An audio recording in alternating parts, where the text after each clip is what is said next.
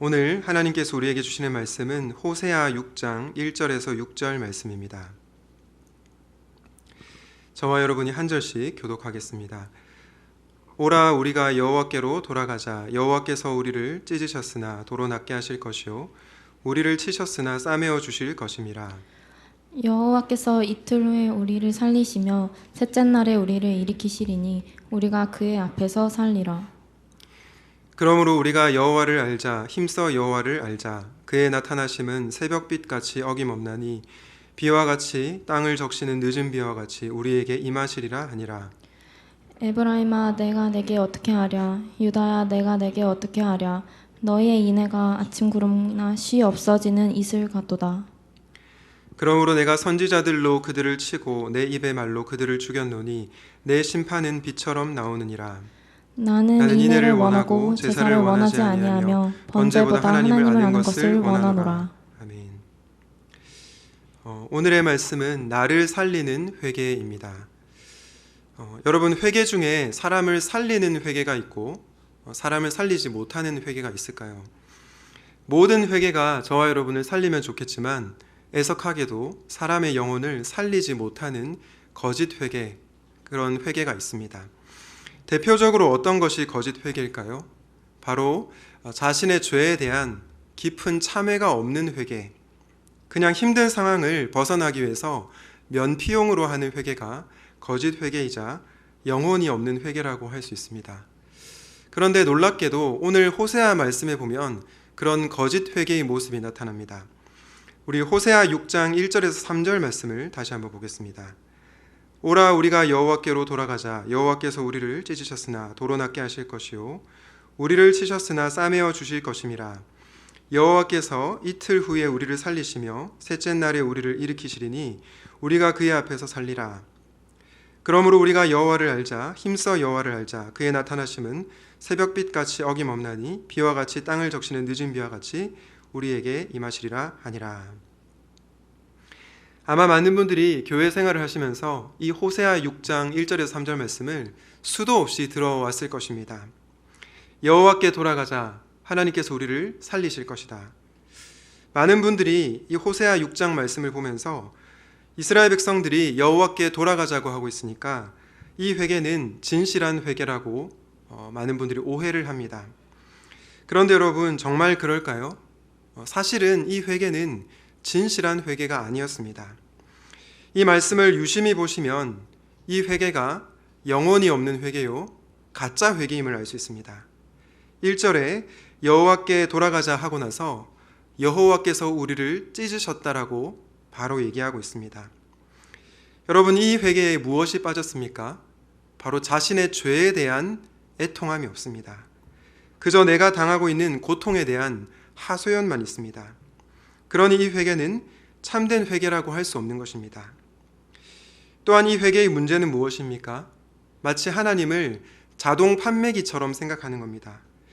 여러분, 자동 판매기에 동전을 이렇게 넣으면 어떻게 됩니까? 음료수가 자동적으로 나오죠. 그런 것처럼 하나님께 우리가 용서의 기도를 하면 자동적으로 하나님이 우리를 용서해 주셔야 한다. 그렇게 기계적으로, 도식적으로 생각을 하는 것입니다. 그리고 심지어 이 백성들은 자신들이 용서의 기간, 회복의 기간을 정하고 있습니다. 우리가 돌아가면 여호와께서 이틀 후에 우리를 살리실 것이다. 셋째 날에 우리를 일으키실 것이다 라고 하면서 하나님께서 용서를 하시겠다고 말씀하지 않는데 스스로 용서를 받는다라고 얘기를 하고 있습니다. 그러므로 이 회개는 사실은 가짜 회개라고 할 수 있습니다. 뒤에 나오는 호세아 6장 4절과 5절의 말씀을 통해서도 알 수 있습니다. 4절과 5절을 다시 한번 보겠습니다. 에브라임아 내가 너를 어떻게 하면 좋겠느냐. 유다야 내가 너를 어떻게 하면 좋겠느냐. 나를 사랑하는 너희의 마음은 아침 안개와 같고 덧없이 사라지는 이슬과 같구나. 무엇과 같다고 합니까? 덧없이 사라지는 이슬과 같다. 이슬이 어떻죠? 금방 사라지고 맙니다. 즉 백성들은 하나님 앞에 회개한다고 하지만 여전히 마음을 돌이키지 않고 쉽게 바뀌지 않는 모습을 볼 수 있습니다. 그래서 하나님께서 예언자들을 보내서 너희를 심판하겠다라고 말씀하고 있는 것입니다. 사랑하는 여러분, 여러분은 이 모습을 보면서 어떤 생각이 드셨습니까? 이 백성들의 모습이 비단 그들만의 모습일까요? 저는 말씀을 준비하면서 저의 모습을 보았고 또 우리의 모습이지 않을까 생각하게 되었습니다. 그런데 여러분, 이런 가짜 회개는 저와 여러분의 영혼을 결코 살릴 수 없습니다. 참된 회개만이 저와 여러분의 영혼을 살아나게 만듭니다. 그렇다면 여러분, 나를 살리는 회개로 나아가기 위해서 오늘 본문을 통해서 가르쳐 주시는 지혜가 무엇일까요? 묵상하실 때 나를 살리는 회개로 나아가는 저와 여러분이 되시면 좋겠습니다. 나를 살리는 회개를 위해서 가장 먼저는 용서의 주도권을 넘겨라 라는 것입니다. 용서의 주도권을 넘겨라. 다시 말해서 죄를 지은 내가 주도권을 잡는 것이 아니라 나를 용서하시는 하나님께 주도권을 넘기는 것입니다. 저와 여러분을 용서하실 권리가 나에게 있는 것이 아니라 하나님께 있음을 고백하는 것입니다. 여러분, 영화 밀양 아시죠? 밀양의 여주인공인 신의 아들이 유괴되고 시체로 발견됩니다. 그 고통 속에서 신혜는 기독교인이 되는데요, 이 살인범을 용서하러 감옥에 찾아가게 됩니다. 그때 살인범이 신혜에게 이렇게 말하죠. 하나님이 감사하게도 저 같은 놈에게 손 내밀어 주시고 제 죄를 용서해 주셨습니다. 여러분, 이 문장이 맞는 문장일까요? 틀린 문장일까요? 이 문장 자체는 틀린 문장이 아닙니다. 이 문장은 맞는 문장입니다. 하나님은 그 어떤 죄인이라도 진심으로 회개하면 용서해 주시는 분이십니다. 그런데 문제는 무엇입니까? 피해자가 가해자를 용서하지 않았다는 것입니다. 아직 피해자는 분노가 풀리지 않았고 여전히 고통 중에 있습니다. 그런데 가해자가 내가 용서를 받았다고 하니 이 피해자가 얼마나 고통스럽겠습니까? 그런데 여러분, 우리라고 별반 다를까요? 우리도 하나님과의 관계에 있어서 이렇게 생각할 때가 너무나도 많습니다. 내가 하나님께 용서의 기도를 했으니 당연히 이틀 뒤에 하나님께서 나를 용서해 주셔야 한다. 이런 식으로 기계적으로 생각할 때가 많다는 것입니다. 진정한 참회와 삶의 변화 없이 하나님, 내가 용서 기도 드렸으니까 용서해 주셔야 한다라고 생각한다는 것입니다. 우리 호세아 6장 1절을 다시 한번 보겠습니다. 오라, 우리가 여호와께로 돌아가자. 여호와께서 우리를 찢으셨으나 도로 낫게 하실 것이요 우리를 치셨으나 싸매어 주실 것임이라. 이 고백에는 두 가지 잘못이 있습니다. 앞서 말씀드린 것처럼 하나는 자신의 죄에 대한 회개와 애통함이 없습니다. 그리고 용서의 주도권을 자신이 갖고 있습니다. 하나님께서 나를 용서해 주셔야 한다 이렇게 고백하는 것이 아니고 우리가 돌이키니까 용서해 주셔야 한다라고 얘기를 하는 것입니다. 사랑하는 성도 여러분, 사랑하는 청년 여러분, 하나님은 저와 여러분의 죄를 용서하시는 분이십니다. 자비로우신 분이십니다. 그러나 용서의 주도권을 내가 가져서는 안 됩니다. 그렇게 할 때 우리는 죄에 대해서 너무나 가볍게 생각할 수 있습니다. 죄가 아니라 그저 실수 정도로 생각할 수 있다는 것입니다. 그러므로 우리는 용서의 주도권을 하나님께 넘겨드려야 합니다. 누가복음 15장에 보면 방탕한 삶을 살았던 둘째 아들이 용서의 주도권을 아버지께 넘겨드리는 것을 보게 됩니다. 우리 누가복음 15장 18절 19절 같이 한번 읽도록 하겠습니다. 시작. 내가 일어나 아버지께 가서 이르기를 아버지, 내가 하늘과 아버지께 죄를 지었사오니 지금부터는 아버지 아들이라 일컬음을 감당하지 못하겠나이다. 나를 품꾼의 하나로 보소서 하리라 하고. 여러분, 탕자가 어떻게 고백하고 있습니까? 내가 하늘과 아버지께 죄를 지었다. 자신의 죄에 대한 애통함과 참회가 있습니다. 그리고 자신은 아버지의 아들이라 일컬음을 불릴 자격이 없다. 아버지가 나를 용서해 주시면 그것은 은혜다라고 고백하고 있는 것입니다. 호세아 시대 백성들과 탕자의 회개는 결정적 차이가 있습니다. 그게 무엇입니까? 호세아 시대 백성들은 우리가 돌이키니까 하나님 용서해 주신다 이것이었고요. 탕자는 아버지께서 나를 용서해 주셔야 한다라는 것이었다는 겁니다. 결국 용서의 주체가 나이냐 아니면 하나님인가라는 것이었습니다. 여러분, 오늘날 너무나 많은 분들이 은혜를 당연하게 여깁니다. 그리고 용서도 당연하게 여깁니다. 그래서 한국교회 가운데 값싼 용서, 값싼 은혜가 난무합니다. 진심으로 자신의 죄를 회개하지 않고 이 용서라는 행위를 통해서 빨리 어려운 상황을 모면하려고 하는 것입니다. 만약 우리가 회개와 용서를 이런 식으로 생각하면 우리는 회개하는 신용만 하게 될 것입니다. 매주 참회의 기도를 드리면서도 정작 내 삶은 변화되지 못한 채 살아가게 될 것입니다. 부디 바라기는 용서의 주도권을 하나님께 넘겨드리십시오. 그것을 통해서 여러분이 살아나게 되는 은혜가 있으시기를 주님의 이름으로 축복합니다. 나를 살리는 회개를 위해서 필요한 것이 무엇일까요? 두 번째는 하나님의 마음을 아프게 한 것을 깨달아라 라는 것입니다. 하나님의 마음을 아프게 한 것을 깨달아라. 여러분, 회개에는 두 종류가 있는데요. 율법적 회개와 복음적 회개가 있습니다. 율법적 회개와 복음적 회개가 무엇일까요? 그사랑 교회를 섬기시는 고상선 목사님은 다음과 같이 정의합니다. 우리 율법적 회개와 복음적 회개를 같이 한번 읽어보겠습니다. 시작. 율법적 회개는 죄의 징계와 심판의 두려움,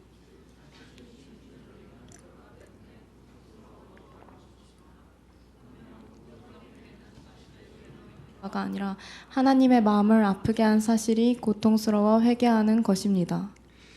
여러분, 차이가 무엇인지 보이시나요? 율법적 회개는 벌받을까 봐 두려워서 하는 회개입니다. 또한 사람들에게 나의 잘못이나 수치가 드러날까 봐 회개하는 것입니다. 그러나 복음적 회개는 어떤 회개입니까? 하나님의 마음을 아프게 한 것이 너무나 고통스러워서 회개하는 것입니다. 여러분, 하나님께서 이스라엘 백성들을 어떻게 사랑하셨습니까? 우리가 호세아 2장을 통해서 살펴봤지만 이렇게 사랑하셨습니다. 호세아 2장 19절 20절인데요. 내가 너에게 장가들어 영원히 살되 공의와 정의와 은총과 긍휼히 여김으로 내게 장가들며 진실함으로 내게 장가들리니 네가 여호와를 알리라. 지난번에 제가 설교한 것처럼 하나님은 신랑, 그리고 이스라엘 백성들은 신부로 묘사되고 있습니다. 그리고 하나님께서 이스라엘 백성들에게 다시 장가드는 모습으로 표현하고 있습니다. 그런데 이 이스라엘 백성들이 어떤 삶을 살았습니까? 호세아 1장에서 보았던 것처럼 그들은 음란한 삶을 살았습니다. 하나님만 사랑한 것이 아니고 수많은 우상들을 겸하여 섬기고 사랑했습니다. 그런 이스라엘 백성들을 향한 하나님의 마음이 어땠겠습니까? 너무나 고통스러웠을 것입니다. 찢어지셨을 것입니다. 그럼에도 불구하고 우리 하나님은 어떻게 사랑하셨습니까? 또다시 그들을 사랑하셨습니다. 호세아에게 음란한 여인 고멜과 다시 결혼하라고 하시며 바람 피운 아내를 내가 또다시 사랑하겠다고 하시는 거였습니다. 이 하나님의 사랑을 아는 자는 그 사랑을 배신한 것에 대해서 가슴 아파하며 회개한다는 것입니다. 서울에서 대학을 다니는 한 자녀가 있었는데요. 이 친구는 시골에서 아버지가 아주 어렸을 적부터 고생해서 키운 자녀입니다. 아버지는 소를 팔고 논을 팔아서 이 자녀를 서울에 있는 대학에 보냈습니다. 그런데 서울에 오니까 너무 즐길 거리들이 많은 것입니다. 그래서 자신도 모르는 사이에 쾌락에 빠지게 되었습니다. 마음 한편으로 이렇게 살면 안 되겠지라는 생각이 들면서도 죄가 주는 달콤함에 그만 빠져버렸습니다. 그러다가 문득 자신의 아버지가 그를 어떻게 키우셨는지, 그를 얼마나 사랑하셨는지가 깨달아졌습니다. 그리고 지금도 아버지는 시골에서 자신을 위해서 땀을 흘리며 일한다는 사실이 마음 깊숙이 깨달아졌습니다. 그 사실을 깨닫자 눈물이 흘렀습니다. 내가 도대체 왜 이런 삶을 살고 있는 건가? 우리 아버지가 내 모습을 보면 얼마나 가슴 아파하실까? 이런 생각이 들었습니다. 그러면서 방탕한 삶을 청산하고 다시 열심히 살아갑니다. 죄의 유혹을 이기고 거룩한 삶을 살아갑니다.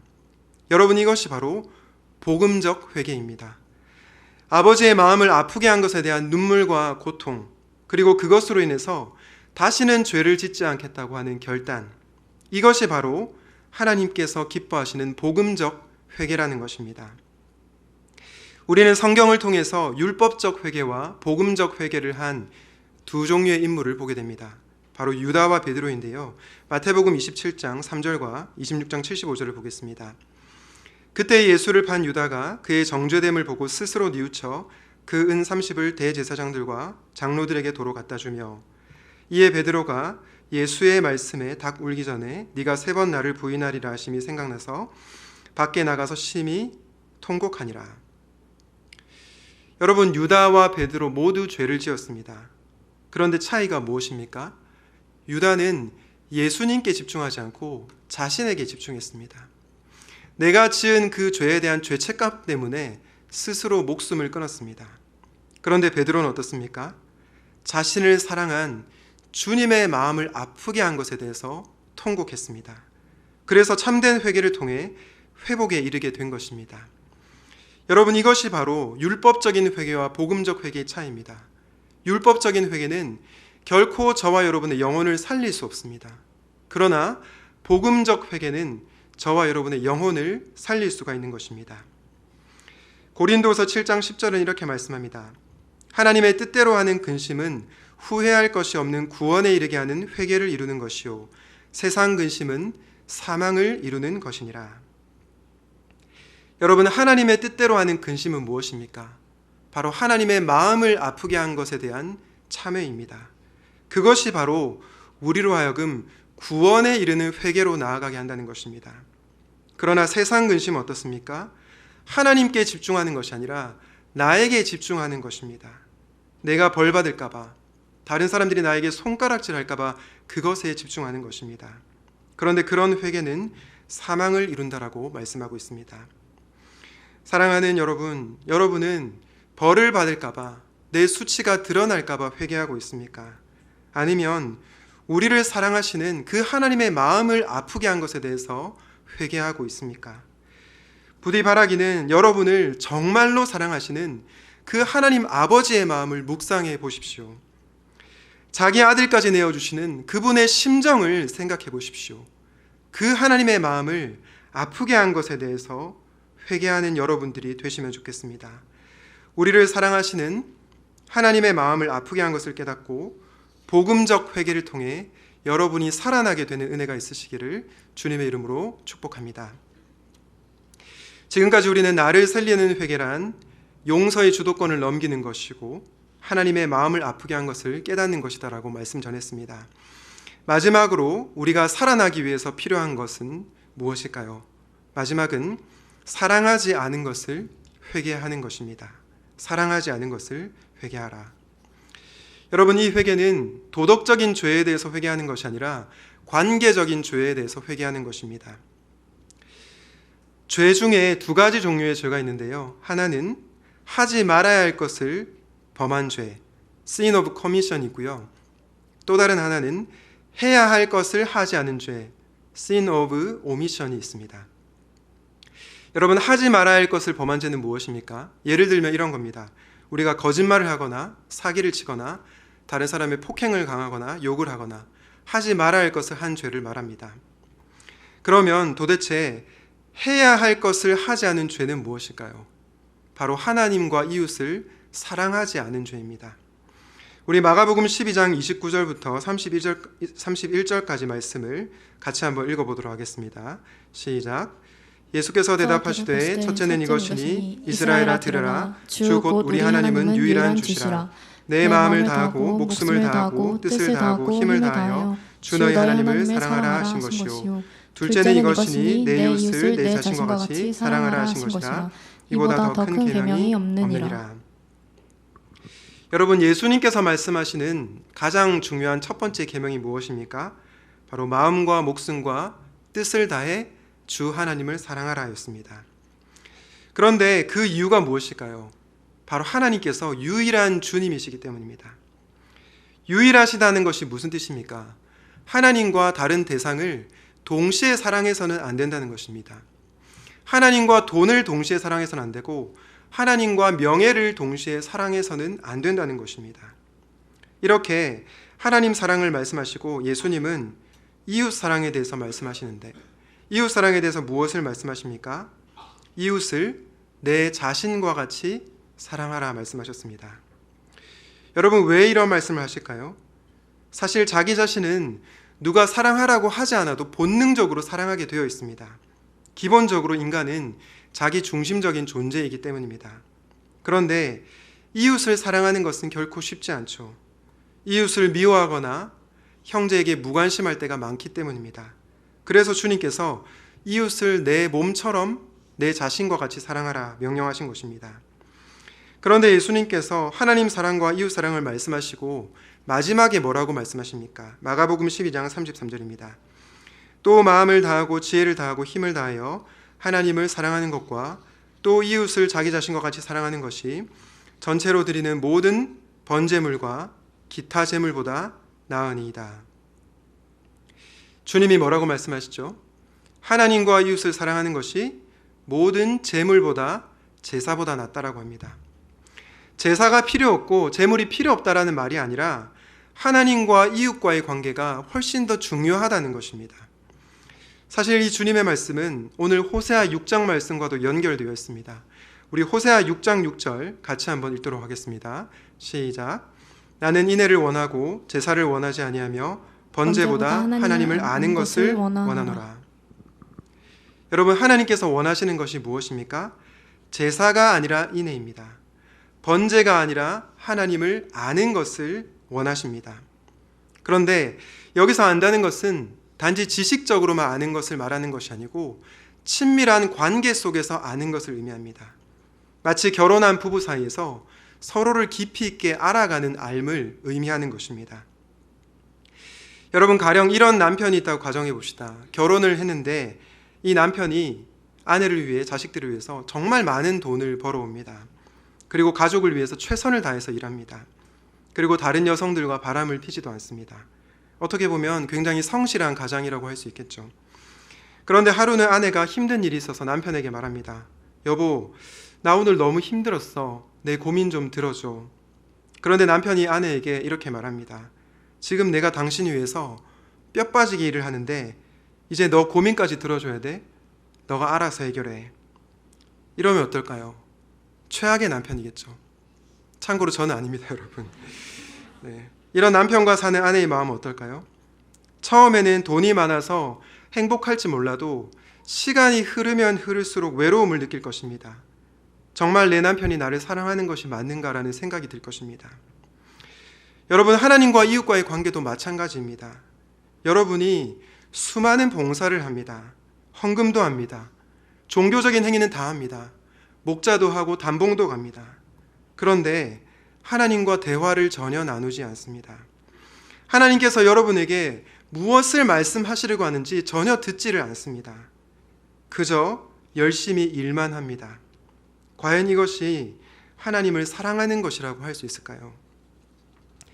우리 주변의 관계도 마찬가지입니다. 우리가 부모님을 위해서 많은 일을 합니다. 직장 동료를 위해서도 많은 일을 합니다. 목장 식구들을 위해서도 봉사를 합니다. 그런데 정작 우리 부모님이 어떤 아픔이 있으신지, 직장 동료는 무엇 때문에 힘든지, 목장 식구들이 요즘에 어떤 영적 고민을 하고 있는지 전혀 관심이 없다면 그 관계는요, 봉사하는 관계이지 사랑하는 관계가 아니라는 것입니다. 그러므로 우리는 이 관계에서 사랑하지 않은 죄를 회개해야 하는 것입니다.